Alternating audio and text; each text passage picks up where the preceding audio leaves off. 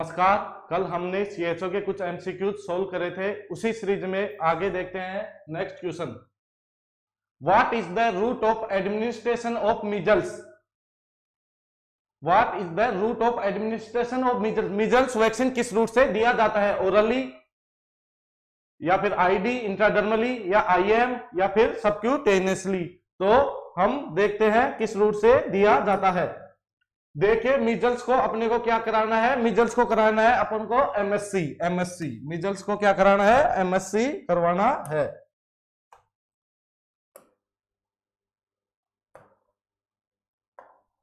Measles को क्या कराना है? MSC. MSC means M means measles, SC means subcutaneous. Measles को कैसे देते हैं? सबक्यूटेनियसली देते हैं। आईडी इंट्राडर्मली कौन सा देते हैं? बीसीजी इंट्राडर्मली देते हैं। आइए जानते हैं बीसीजी के बारे में और most common MCQs. BCG at birth 0.05 ml लगता है। आईडी लेफ्ट डेल्टोइड मसल्स में, very important, left deltoid muscles में लगता है 0.05 ml लगता है। एट बर्थ लगता है 1 मंथ पे लगता है 0.1 ml लगता है और लेफ्ट डेल्टोइड मसल्स में लगता है। यह डिजोल किस में होता है? एनएस में इसे डिजोल किया जाता है। वेरी इंपॉर्टेंट क्वेश्चन, यह भी क्वेश्चन बहुत बार देखने को मिलता है। इसे किस में करते हैं? एनएस में डिजोल करते हैं। नॉर्मल सलाइन में डिजोल करते हैं, क्योंकि वाटर डिस्टिल वाटर में इसलिए नहीं करते क्योंकि इरिटेशन करता है। आगे देखिए, यह परमानेंट स्कार बनाता है। बीसीजी वेरी वेरी इंपॉर्टेंट है, परमानेंट स्कार बनाता है। परमानेंट स्कार बनाता है। परमानेंट स्कार को एक ट्रिकी रूप से देखें तो पालपेट होगा कब? 2 से 3 वीक पर। अल्सर बनेगा 4 से 6 वीक पर और परमानेंट स्कार बनेगा 6 to 12 वीक, 6 से 12 वीक में परमानेंट स्कार बन जाएगा। परमानेंट स्कार कितना बनेगा? 4 से 8 mm का परमानेंट स्कार बनेगा। Very important. और कितने गेज की सिरिंज इसमें यूज ली जाती है? ट्यूबरकुलिन सिरिंज यूज में ली जाती है। कौन सी सिरिंज ली जाती है? ट्यूबरकुलिन सिरिंज यूज में ली जाती है। 26 गेज की सिरिंज यूज में ली जाती है। ये भी क्वेश्चन कई बार पूछा जाता है, बहुत बढ़िया क्वेश्चन है। तो देखिए, दोबारा से देखते हैं। बीसीजी एनएस में डिजोल्व करते हैं। किस में करते हैं? एनएस में डिजोल्व करते हैं। एट बर्थ लगाते हैं 0.05 ml लगाते हैं और 1 मंथ पे लगाते हैं 0.1 ml लगाते हैं। लेफ्ट डेल्टोइड मसल्स में लगाते हैं। 26 गेज की सिरिंज यूज में लेते हैं और परमानेंट स्कार बनता है इसका 6 to 12 वीक में और 4 से 8 mm का स्कार बनता है। देखिए, अब जानते हैं सबक्यूटेनियसली क्या देते हैं? सबक्यूटेनियसली मीजल्स को देते हैं और जापानी एंसेफेलाइटिस को भी सबक्यूटेनियसली देते हैं। आईएम क्या कहते हैं? DPT hepatitis B. बचे हुए सारे 0.5 ml लगते हैं। सारे हेपेटाइटिस बी ये क्या लगते हैं? आईएम लगते हैं। आइए देखते हैं नेक्स्ट क्वेश्चन। आई होप आपकी समझ में आ गया होगा।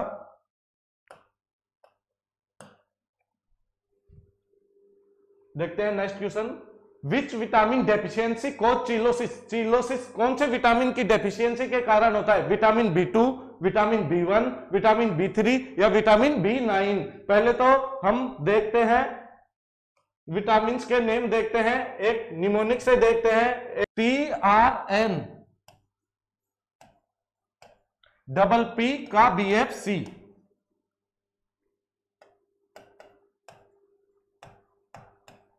TRN डबल P का BFC। T means vitamin B1, vitamin B2, vitamin B3, vitamin B5, vitamin B6, vitamin B9 और vitamin B1, B2, B3, B5, B6, B7, B9 और B12। तो vitamin B1, T means क्या होगा? Thymine. R means होगा riboflavin. N means होगा niacin. P means होगा पेंटोडॉक्सिन। Vitamin B6 means क्या होगा? पायरोडॉक्सिन। विटामिन B7 मीन्स क्या होगा? Biotin. Vitamin B9 very important. Vitamin B9 means क्या होगा? Folic acid. और विटामिन B12 मीन्स क्या होगा, साइनोकोबाल्मिन को नाम देख लिए हमने विटामिन बी के। विटामिन बी मीन्स क्या होगा, विटामिन बी TRN का BF-C, T means thiamine, R means riboflavin, N means niacin, pentodoxin, pyridoxine, biotin और फोलिक एसिड और साइनोकोबाल्मिन। तो इस क्वेश्चन में क्या पूछना जा रहा है, क्वेश्चन में पूछ रहा है विच विटामिन डेफिशिएंसी चिलोसिस, चिलोसिस किस विटामिन की डेफिशिएंसी के कारण होता है, तो चिलोसिस होता है विटामिन B2 की डेफिशिएंसी के कारण क्या होता है, चिलोसिस होता है। विटामिन बी, अब यहां देखते हैं B1 की डेफिशिएंसी के कारण क्या होता है, विटामिन B1 की डेफिशिएंसी से होता है बेरी विटामिन B1 की डेफिशिएंसी तो होता है वेरी इंपॉर्टेंट। यह 2 टाइप का होता है, वेट बेरी और ड्राई बेरी।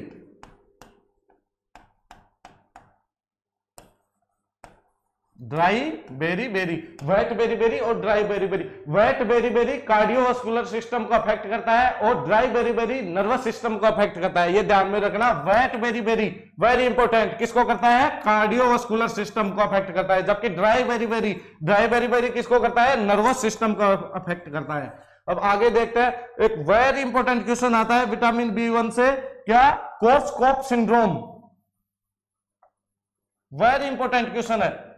कोर्सकॉफ सिंड्रोम अल्कोहलिज्म के पेशेंट में देखने को मिलता है और विटामिन B1 की कमी के कारण, विटामिन B1 की डेफिशिएंसी के कारण क्या होता है, कोर्सकॉफ सिंड्रोम होता है। एक वेरी इंपॉर्टेंट बहुत अच्छा क्वेश्चन एमसीक्यू आता है, कोर्सकॉफ साउंड किसमें देखने को मिलती है, तो कोर्सकॉफ साउंड देखने को मिलती है किसमें, ड्यूरिंग बीपी मेजरमेंट में कोर्सकॉफ साउंड देखने को मिलती है बीपी मेजरमेंट में।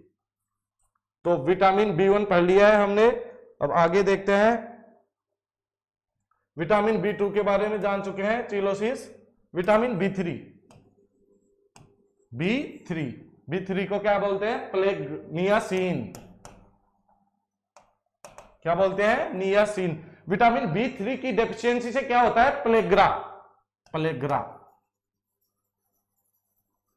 क्या होता है, विटामिन B3 की डेफिशिएंसी से क्या होता है, प्लेग्रा में क्या देखने को मिलता है, 3D साइन, वेरी इंपॉर्टेंट है। क्या देखने को मिलता है, 3D साइन, डायरिया, डर्माइटिस और डिमेंशिया। क्या देखने को मिलता है, डायरिया, डर्माइटिस और डिमेंशिया। अब अपडेट करा गया है 4, 5 और 6D और जोड़े गए हैं। क्या जोड़े गए हैं, 4, 5 और 6D। क्या, डिप्रेशन, डिलेरियम और डेथ। ये अपडेट है, ये अपडेट किया गया है। ये देखते हैं विटामिन B3 किसे बोलते हैं, नियासिन को बोलते हैं विटामिन B3। इसकी डेफिशिएंसी से क्या होता है, प्लेग्रा होता है, प्लेग्रा इसकी डेफिशिएंसी से होता है। इसमें 3D साइन देखने को मिलते हैं, बहुत बार क्वेश्चन में देखा जाता है। 3D क्या होता है, डायरिया, डर्माइटिस और डिमेंशिया। अब 4, 5 और 6 अपडेट किए गए हैं, 4, 5 और 6। 4, 5, 6 क्या है, डिप्रेशन, डिलेरियम और death. Vitamin, I hope vitamin B3 के बारे में आप अच्छी तरह से जान चुके होंगे। अब देखते हैं vitamin B6, very important. Peripheral neuritis करती है विटामिन B6, पायरोडॉक्सिन क्या करती है, पेरिफेरल न्यूराइटिस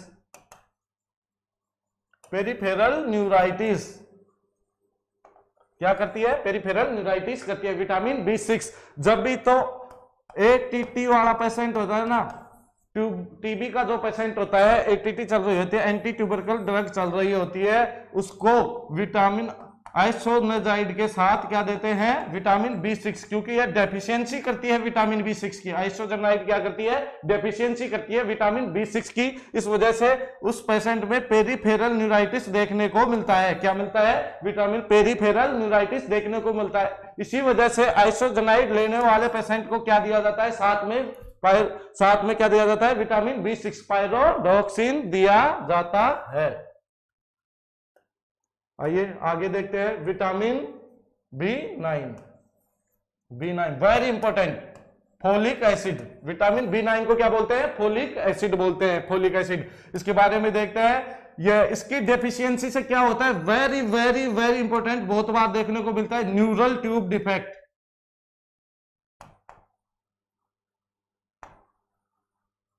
इसकी डेफिशिएंसी को रोकने के लिए प्रेगनेंसी में फर्स्ट ट्राइमेस्टर के फर्स्ट मंथ में फोलिक एसिड दी जाती है। क्यों दी जाती है? इसी वजह से दी जाती है, न्यूरल ट्यूब डिफेक्ट को रोकने के लिए दी जाती है।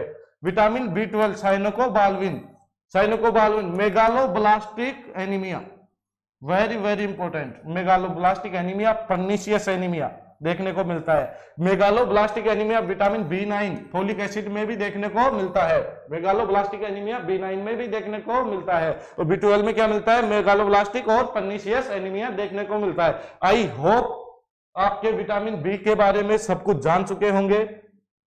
चलते हैं नेक्स्ट क्वेश्चन में, देखते हैं नेक्स्ट क्वेश्चन।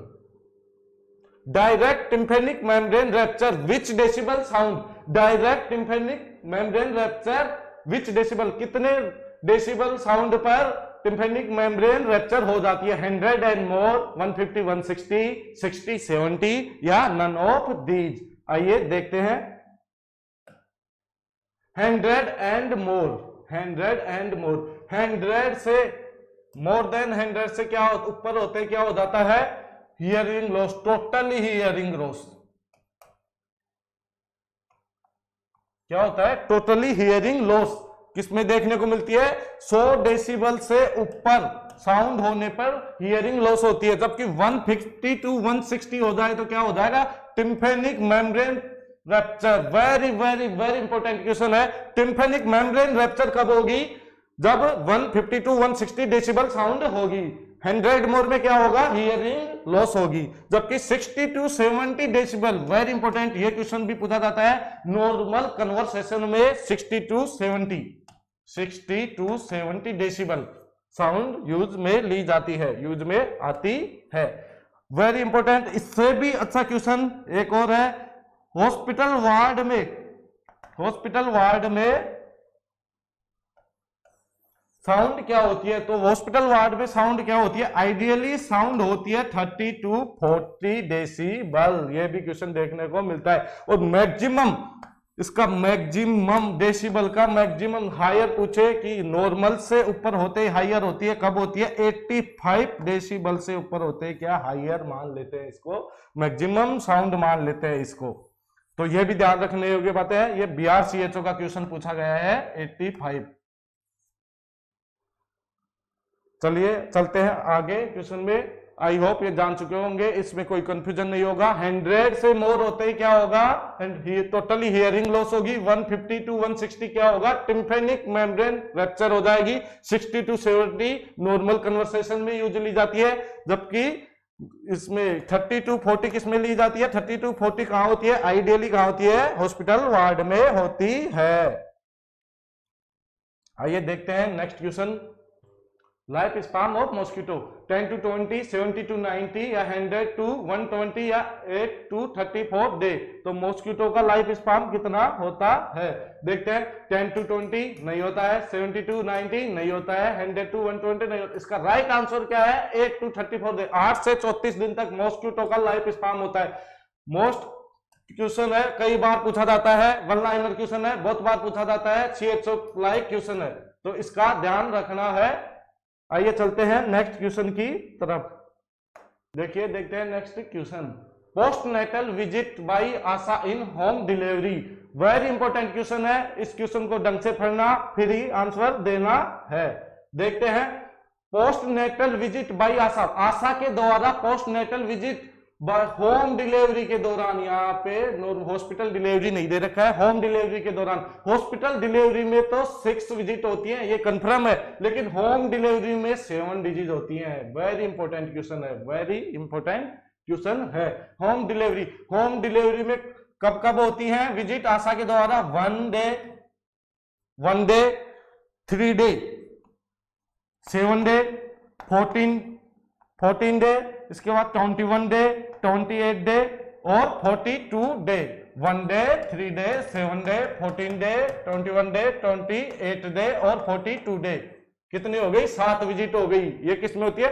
अगर होम डिलीवरी हो तो आशा के द्वारा 7 विजिट होंगी, और हॉस्पिटल या इंस्टीट्यूशनल डिलीवरी हो तो उसमें कितनी होंगी? 6 विजिट होंगी। उसमें 6 विजिट कौन कौन सी होंगी?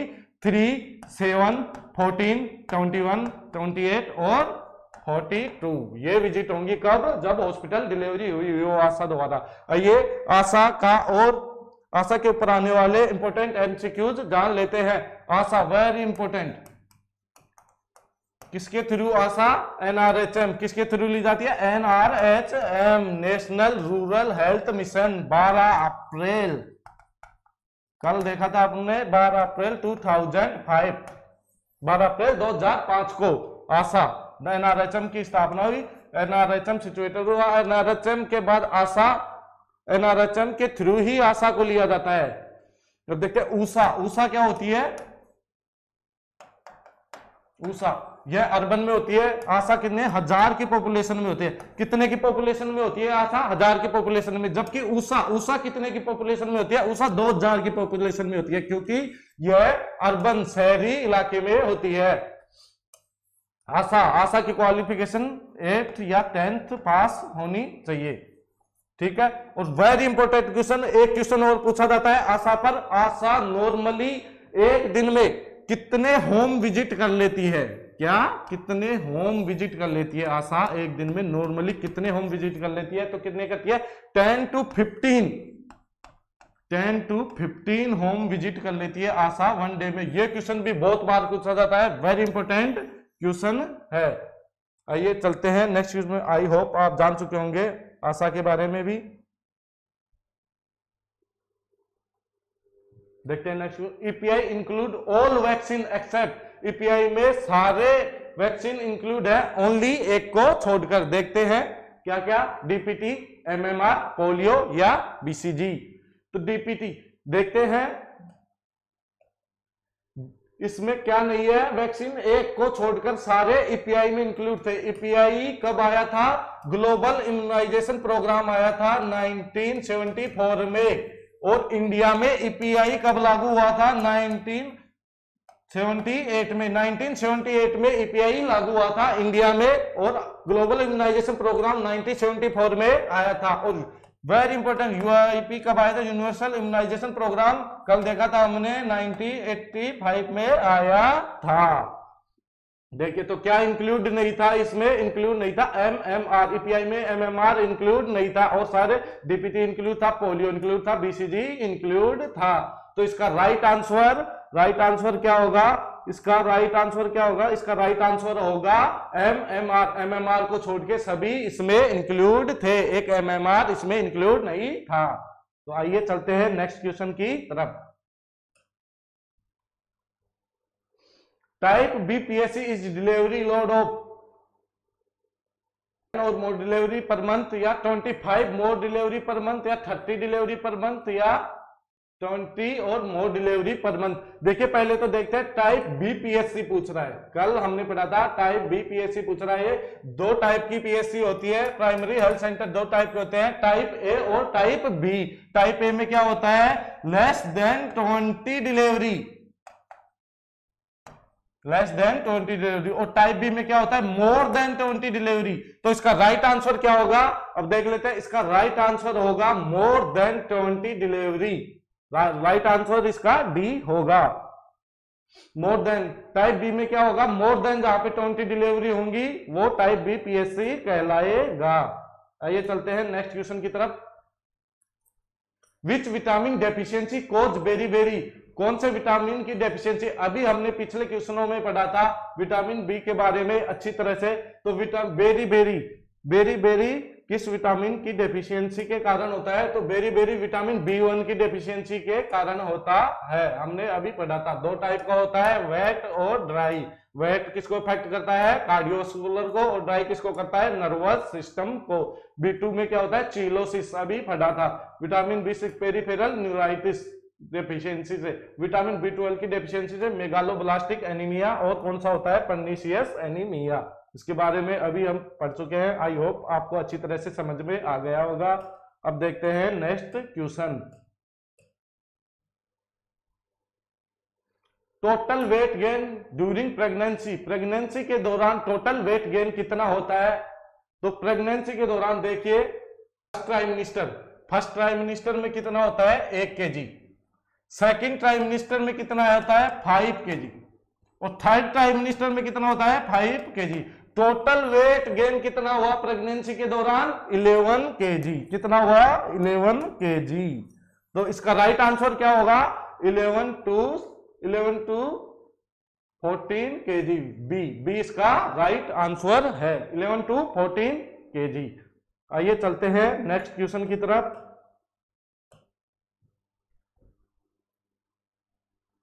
Exclusive breast feeding given up to, exclusive breast feeding कब तक दे सकते हैं? 6 मंथ तक। 6 मंथ तक बच्चे को कोई सप्लीमेंट्री डाइट नहीं दी जाती है। 6 मंथ तक ओनली माँ का दूध पीता है बच्चा। क्या पीता है? मदर का दूध पीता है, मदर मिल्क पीता है 6 मंथ तक। इसका राइट आंसर क्या होगा? 6 मंथ। ओके, आगे चलते हैं। Recommended protein during pregnancy, pregnancy के दौरान प्रोटीन की कितनी मात्रा दी जाती है पर डे? तो इसमें देखते हैं, आइए प्रोटीन, पहले प्रोटीन के बारे में कुछ जान लेते हैं। प्रोटीन एडल्ट में प्रोटीन, एडल्ट मैन और एडल्ट वुमेन, एडल्ट मैन में प्रोटीन की कितनी मात्रा दी जाती है? एक आइडियली रूप से देखें तो 0.81 ग्राम पर केजी पर डे। कितनी है? 0.8 ग्राम पर KG per day. Adult man में भी ये है और एडल्ट वुमेन में भी यही है। और न्यू बॉर्न में देखें तो, वेरी इंपॉर्टेंट क्वेश्चन है, न्यू बॉर्न में देखें तो कितनी है? 1.69 ग्राम पर डे, ग्राम पर केजी पर डे। और न्यूबॉर्न 0 to 6 मंथ तक आए हैं, और 6 to 12 मंथ तक, 6 to 12 मंथ तक देते तो कितनी है? 1.16 ग्राम पर केजी पर डे।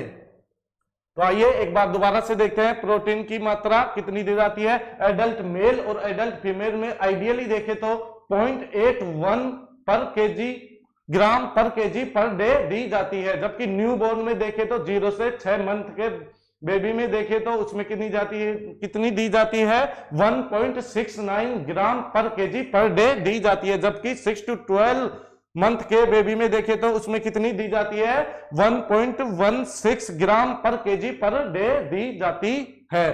तो देखते हैं ड्यूरिंग प्रेगनेंसी कितनी दी जाती है? नॉर्मली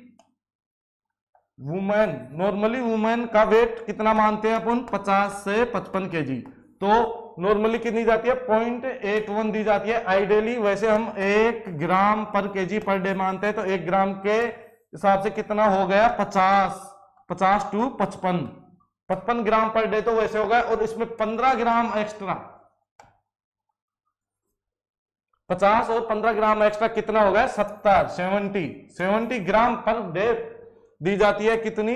प्रेगनेंसी में। और लैक्टेशन में, very very very important question है, लैक्टेशन में कितनी दी जाती है? तो लैक्टेशन में दी जाती है 80 ग्राम पर डे दी जाती है। किसमें? लैक्टेशन में। जबकि प्रेगनेंसी में कितनी दी जाती है? 70 ग्राम पर डे दी जाती है प्रेगनेंसी में। आई होप प्रोटीन के बारे में आप अच्छी तरह से जान चुके होंगे। आगे चलते हैं नेक्स्ट क्वेश्चन में, नेक्स्ट क्वेश्चन की तरफ चलते हैं। Primary health care given by 4A hallmark except, एक को छोड़कर 4A हॉलमार्क दिए थे और एक को छोड़कर इनमें से सारे हैं। अफोर्डेबिलिटी 4A हॉलमार्क में आता है। अवेलेबिलिटी आता है, एक्सेप्टेबिलिटी आता है, अकाउंटेबिलिटी नहीं आता, इसकी जगह क्या आता है? असेसेबिलिटी।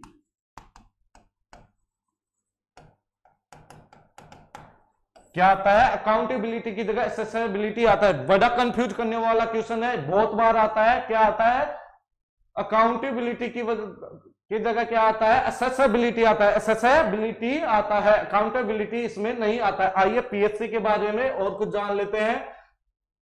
1978 में अल्मा अटा डिक्लेरेशन हुई थी। क्या हुई थी? अल्मा अटा। अल्मा अटा एक जगह का नाम है, कजाकिस्तान में है। एक डिक्लेरेशन हुई थी, उसमें फोकस किया गया था ओनली प्राइमरी हेल्थ केयर पर, प्राइमरी हेल्थ केयर पर फोकस करा गया था। इस अल्मा अटा डिक्लेरेशन के बाद ही ये रूल किसने, WHO ने अपनाया था। इसमें कुछ और प्राइमरी हेल्थ केयर में देखते हैं। प्राइमरी हेल्थ केयर के कंपोनेंट्स देखते हैं। तो कंपोनेंट्स क्या क्या है प्राइमरी हेल्थ केयर के? एलिमेंट्स से याद रखना।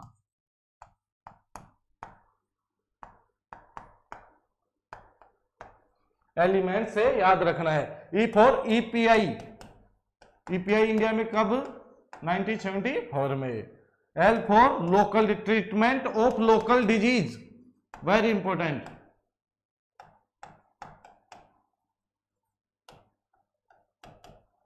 ई फॉर क्या होगा? ई मीन्स होगा essential drug, very very very important. Essential drug, total कितनी एसेंशियल ड्रग है? टोटल है 33 to 38। इनमें से मोस्ट कॉमन एसेंशियल ड्रग आ जाए तो मोस्ट कॉमन कौन सी है? PCM, paracetamol. एम मीन्स क्या होगा? MCH, maternal child health. E means क्या होगा? एजुकेशन। एन मीन्स क्या होगा? न्यूट्रिशन। क्या होगा? न्यूट्रिशन। टी मीन्स क्या होगा? Treatment of communicable disease. S means क्या होगा? Safe water supply. तो आइए एक बार दोबारा देखते हैं कंपोनेंट्स प्राइमरी हेल्थ केयर के। ईपीआई के बाद में क्या है? Treatment of local disease. Essential drug भी क्या है? प्राइमरी हेल्थ केयर का कंपोनेंट है। एसेंशियल ड्रग टोटली कितनी थी? 33 to 38। और मोस्ट कॉमन एसेंशियल ड्रग पूछे तो मोस्ट कॉमन एसेंशियल ड्रग कौन सी है? PCM है most common essential drug. M means क्या होगा? MCH। E means education. N means nutrition. T means treatment of communicable disease. S means safe water supply. ये क्या थे? ये थे PHC के प्राइमरी हेल्थ केयर के कंपोनेंट्स। आई होप आपके कंपोनेंट्स अच्छी तरह से समझ में आ गए होंगे। आगे देखते हैं प्रिंसिपल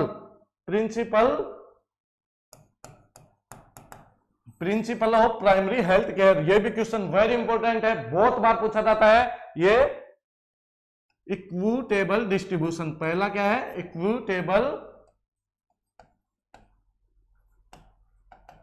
दूसरा क्या है? Community participation. तीसरा क्या है? मल्टी सेक्टर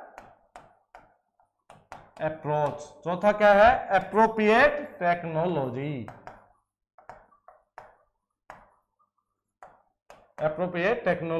इसमें भी एक्सेप्ट का क्वेश्चन पूछता है। ये भी एक्सेप्ट का क्वेश्चन बनता है, इसमें भी एक्सेप्ट का क्वेश्चन बनता है। तो प्राइमरी हेल्थ केयर के प्रिंसिपल क्या क्या है? इक्विटेबल डिस्ट्रीब्यूशन है, कम्युनिकेबल पार्टिसिपेशन है, मल्टी सेक्टरल अप्रोच है और एप्रोप्रिएट टेक्नोलॉजी है। इसमें एक्सेप्टेबल का क्वेश्चन आएगा, 3 दे देगा, 1 नहीं देगा और पूछेगा एक्सेप्ट से क्वेश्चन। बहुत बढ़िया क्वेश्चन बनता है इस पे भी। आई होप आपके अच्छी तरह से PSC के बारे में समझ चुके होंगे। आइए आगे चलते हैं नेक्स्ट क्वेश्चन में।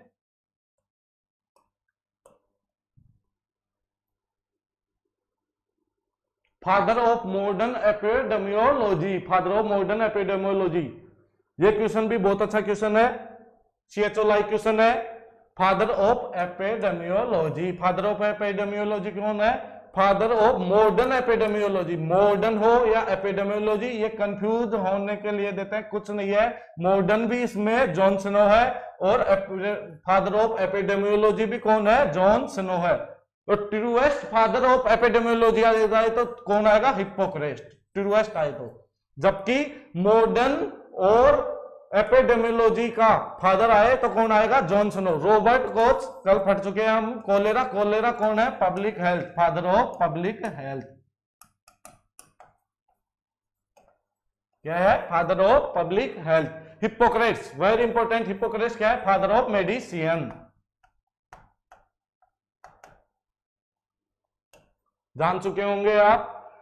फादर ऑफ मॉडर्न एपिडेमियोलॉजी या एपिडेमियोलॉजी कौन है? फादर ऑफ मॉडर्न और एपिडेमियोलॉजी कौन है? जॉन सिनो। जॉन सिनो है। और हिप्पोक्रेट्स को क्या थे? हिप्पोक्रेट्स थे फादर ऑफ मेडिसिन। कोलेरा क्या थे? कोलेरा भाई साहब थे father of public health.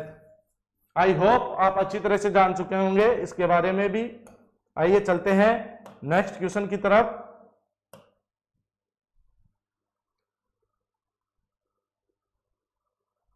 All are the following are dimension of health except, क्या पूछ रहा है?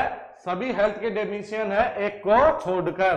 तो फिजिकल हेल्थ का डेफिनेशन है, स्पिरिचुअल है, मेंटल है, एनवायरमेंटल। ये कंफ्यूज कर रहा है, ये नहीं है। ये क्या है? ये नहीं है। तो देखते हैं हेल्थ की डेफिनेशन WHO ने 1948 में दी थी। क्या दी थी? Health is a state of complete physical, mental और सोशल। फिजिकल, मेंटल और सोशल तीन डायमेंशन कब दिए थे? 1948 में, 1948 में WHO ने दिए थे। Health is a physical, social और मेंटल। ये तो दिए थे किसमें? 1948 में। इसके बाद क्या? स्पिरिचुअल। ये कब ऐड करा गया था? ये ऐड किया गया था 1983 में। Very very very important question है, ये भी पूछ लेता है। लेटेस्ट डायमेंशन कौन सा दिया गया है? तो ये दिया गया है 1983 में दिया गया है। कौन सा दिया गया है? स्पिरिचुअल दिया गया है। ये क्वेश्चन भी बहुत बार पूछ लेता है। आइए चलते हैं नेक्स्ट क्वेश्चन की तरफ।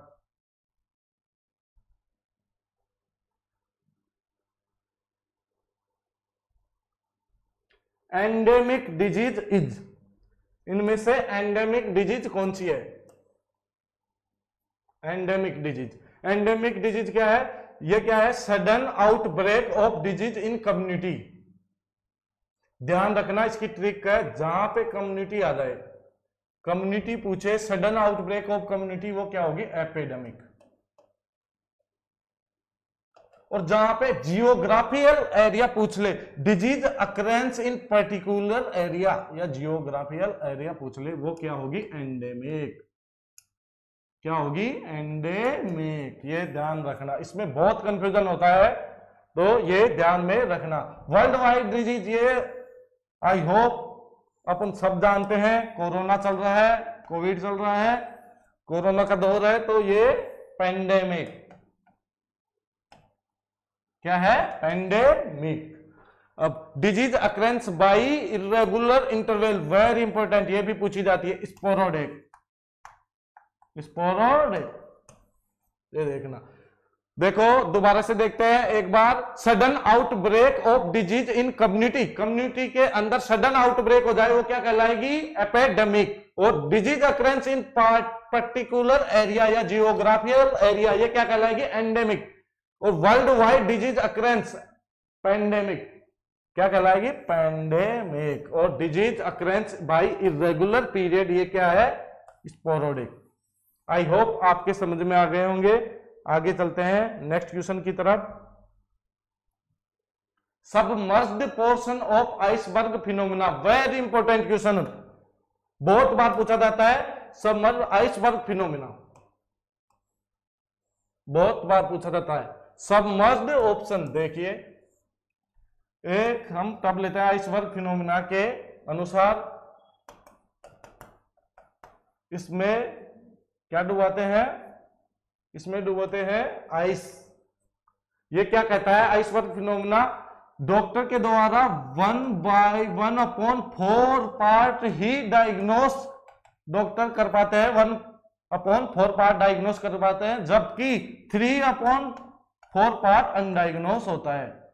मतलब सबमर्ज्ड, जो इसमें आइस का टिप भाग दिखाई दे रहा है, वो ही डायग्नोस कर पाता है, जबकि जो सबमर्ज्ड पार्ट है वो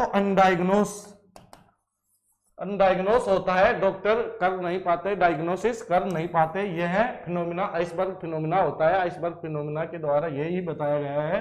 टिप का क्वेश्चन आ जाए, वेरी इंपॉर्टेंट, टिप आ जाए तो क्या होगा? डायग्नोसिस क्या होगा? क्लिनिकल केस हो जाएगा। और इसका क्या होगा? अनडायग्नोस। सबमर्ज्ड ऑप्शन आ जाए तो क्या होगा? अनडायग्नोस। तो इसमें क्या पूछ रहा है, सब मर्ज्ड। तो देखते ही आपको पता पड़ गया होगा क्या होगा, आइसबर्ग फिनोमेना के अनुसार क्या होगा, अनडायग्नोस। आई होप आपके अच्छी तरह से समझ में आ गया होगा। आगे चलते हैं नेक्स्ट क्वेश्चन की तरफ।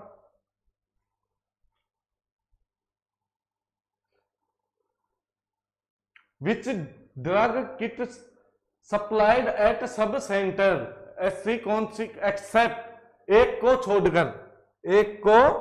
छोड़कर सारी ड्रग है जो सब सेंटर के यूज में ली जाती है, ओनली एक है जो यूज में नहीं ली जाती है। तो आइए देखते हैं, किट ए यूज में ली जाती है सब सेंटर पर, किट बी भी यूज में ली जाती है सब सेंटर पर, किट सी भी यूज में ली जाती है सब सेंटर पर, जबकि ये यहां पे क्या है, लोचा है, यहाँ पे ये पीएससी में, ये कहां पे यूज ली जाती है, ये पीएससी में यूज ली जाती है किट डी। आइए किट के बारे में थोड़ा अच्छी तरह से जान लेते हैं।